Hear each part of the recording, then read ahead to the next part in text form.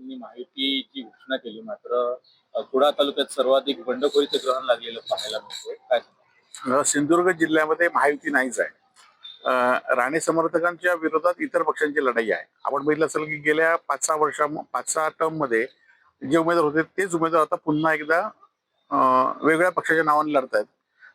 शिवसेना किंवा भाजप असू दे, शिंदेगड असू दे किंवा भाजप असू दे, यामध्ये राणे समर्थक आहेत त्यांनाच उमेदवारी मिळाली आहे.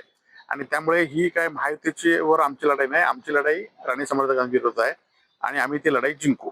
अनेक ठिकाणी महायुती म्हणून घोषित केल्यानंतर एबी फॉर्म देताना दोन्ही भाजपलाही दिले आणि शिंदे सेनेलाही दिले.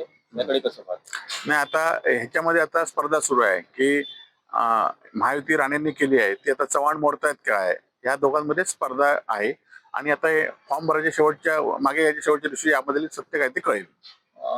तुम्ही महाविकास आघाडी केली का किंवा स्वतंत्रपणे लढता? नाही, शिवसेना चे जिल्हा प्रमुख बाबूराव धुरे आहेत, तिकडे सुशांत नाईक आहेत, हे या संदर्भात बोलत आहेत. परंतु आमच्या कुडाळ मालवण मतदारसंघामध्ये आम्ही स्वबळावर सगळ्या सीट लढवतोय.